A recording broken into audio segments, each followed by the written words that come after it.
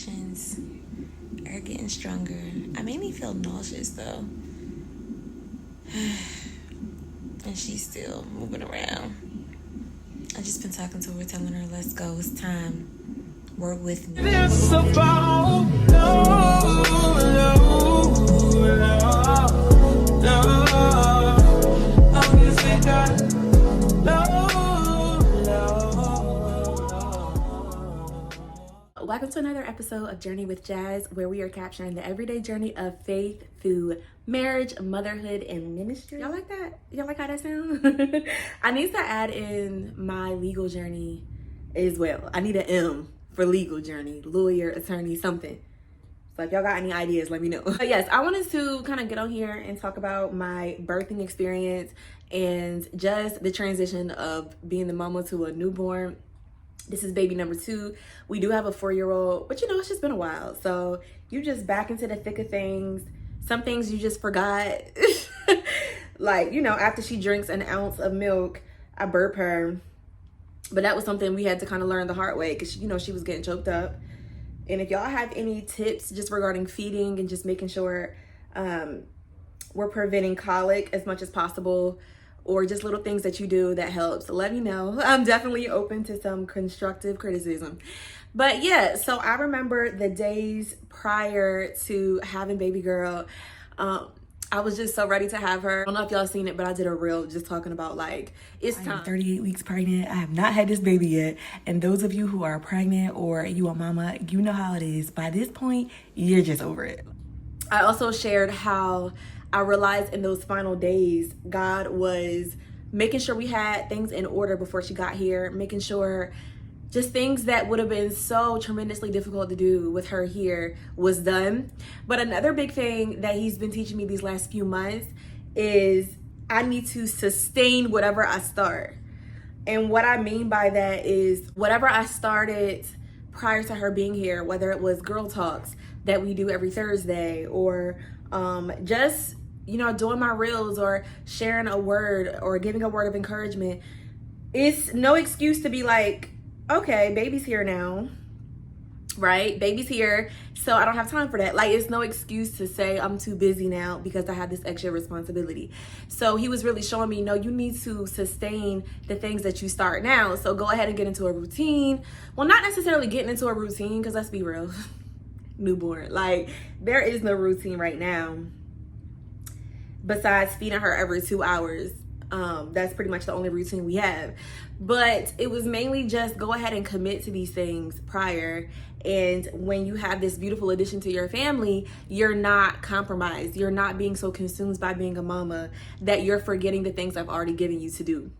That was what he was showing me. I've already given you babies. I've already birthed things within you. I've already planted these things within your life, within your marriage, and I need these things to continue. You don't get to just say, well, now I don't have time to serve others the way that I was. So, and I like to just give her breaks because this girl can go. So yes, that was kind of what he was showing me those last few days. And the crazy thing, and I already told my girls about this, but the night that she was born, she was born at 5:30 on Friday, July 28th. But the night that I went into labor was the 27th. And I had just finished my last girl talk for the month of July. And I remember even telling them, y'all, this something gotta give, I'm so ready to have this baby. And the crazy thing is, it wasn't even that many people on there, but God was showing me, he needed me to show up one more time. My pregnancy and my delivery did not interrupt my prior commitments at all. Because I did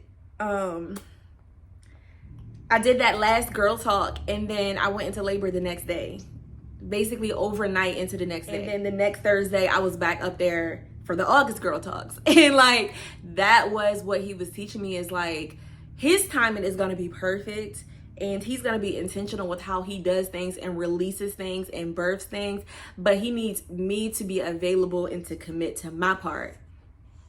That was pretty much what I learned through that experience. Let's get to the birthing experience, right? So it's so funny because the first couple of hours, the contractions had slowed down, but I thought I was still in labor. So I was like, oh, if this what labor is gonna be like, I'm good. All right, y'all, so I'm actually in the hospital and I'm 7 centimeters dilated right now.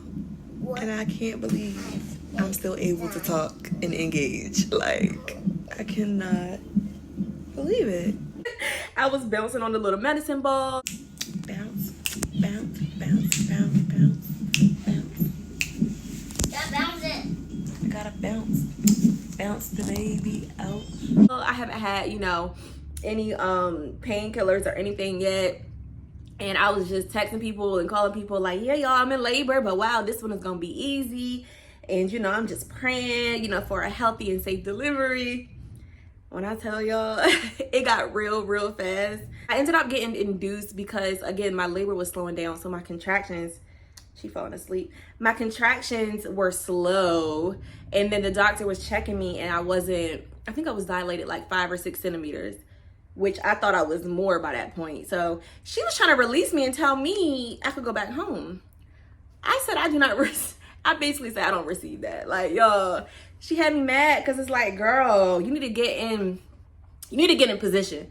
I can't just believe that this baby is coming today. Like, I need everybody in this room to be on board. So yeah, I was kind of upset. I had talked to my first lady and, you know, we prayed and we just declared that the baby was coming. Like, I was not going back home.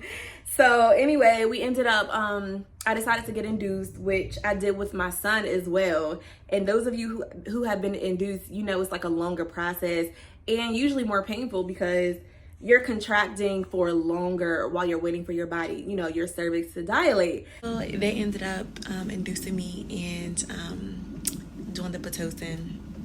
And so contractions have been picking back up and they are getting strong. So I don't know how much longer I'm gonna be able to check in with y'all, but just as an update, contractions getting stronger and things should start rolling. So y'all, I'm gonna put some clips in here of me with the laughing gas, just trying to bear the pain. Like when I say, y'all already know, if you done had babies, you already know them contractions will take you out. They'll take you out before you even get to pushing the baby out. Like, it's the contractions. Don't you embarrass her. You like it, man?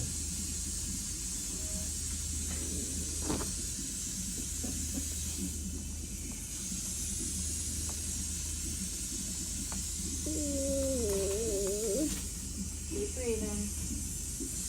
Big, nice, deep breath.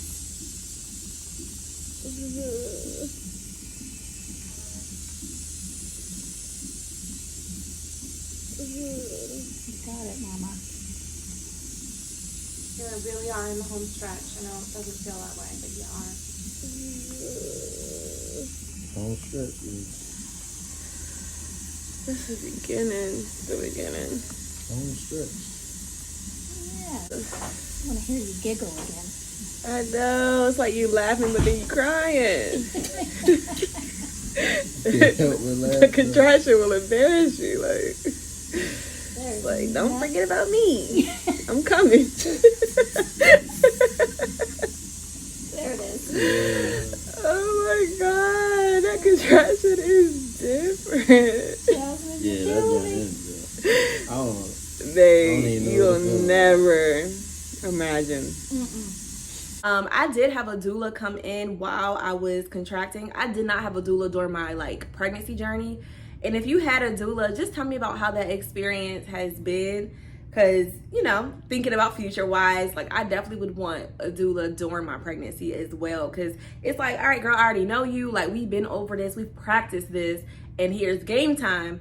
But, you know, she was really good. But of course, I didn't know her. So I had to kind of get acclimated while I'm in labor.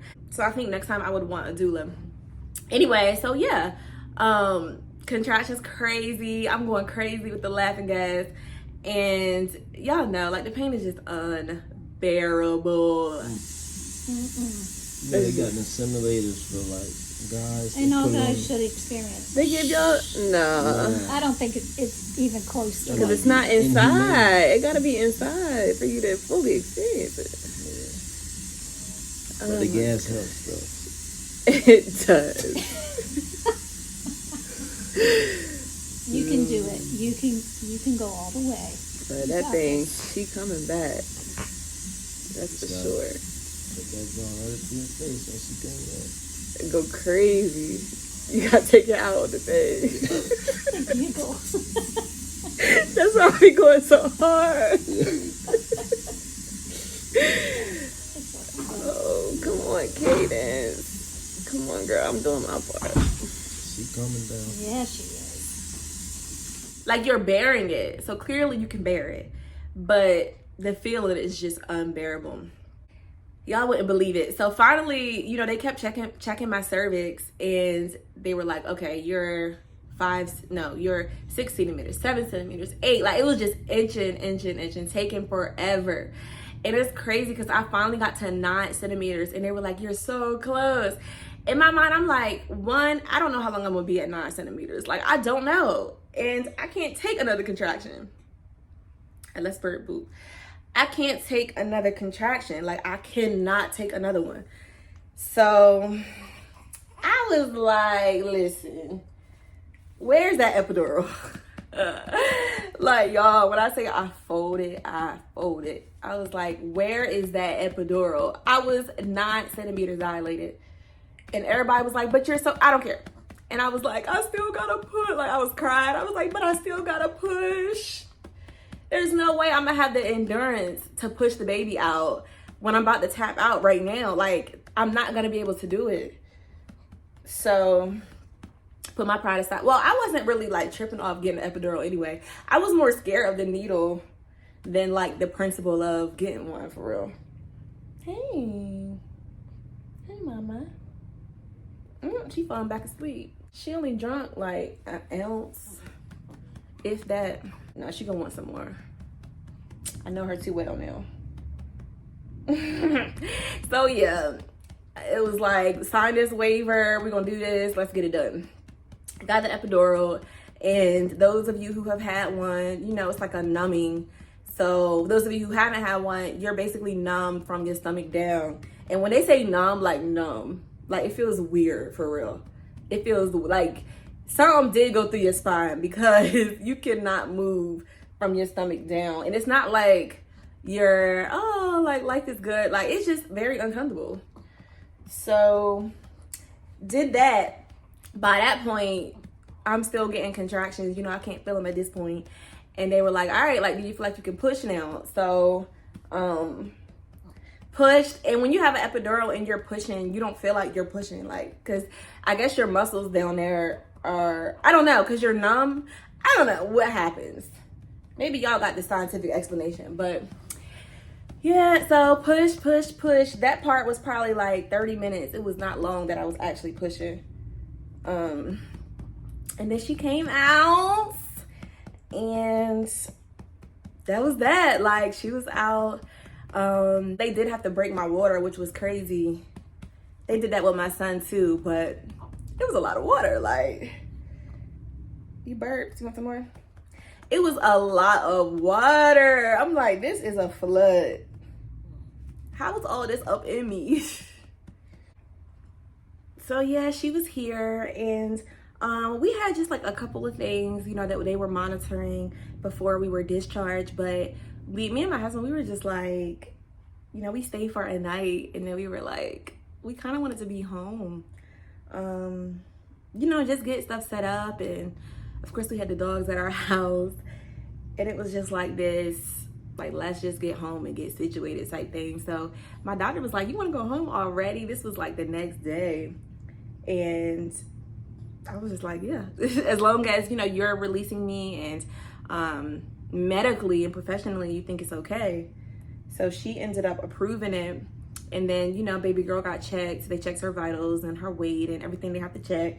And she was also approved, you know, to leave. So we both were discharged. And then as far as breastfeeding, I had a couple of questions with her latching, but she caught on pretty quick. It was really painful, you know, at first, because, you know, you got to get your nipple, like, I ain't gonna say all that on the internet, but yeah, like, it was painful at first.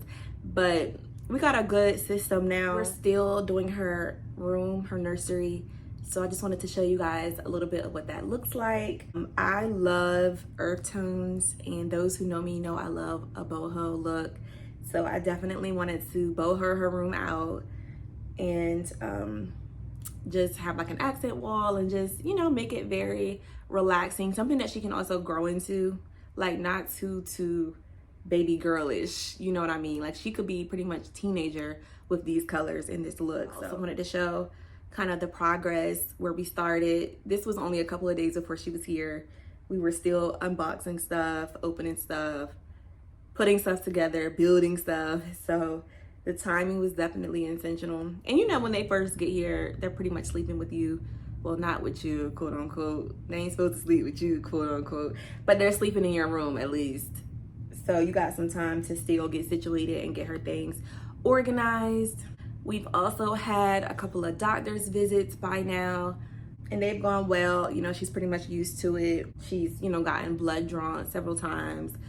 And, you know, she doesn't really put up too much of a fuss. She's still very sleepy, so she pretty much sleeps through everything. Everybody has been asking about Kamari, my son, and just how he's doing, how he's adjusting. When I tell y'all he is so excited about baby sis, it's so funny. He's running over, kissing her every second. And we're like, Kamari, not right now. Read the room. Yeah, she already looking herself up. What is looking herself up? Look, she already looking herself up. Here. Touch your head. Give her a kiss.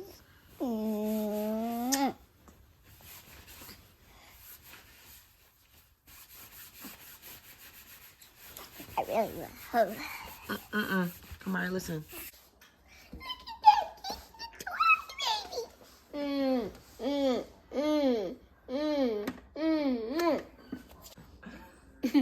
That's simple for little baby. Look at her face.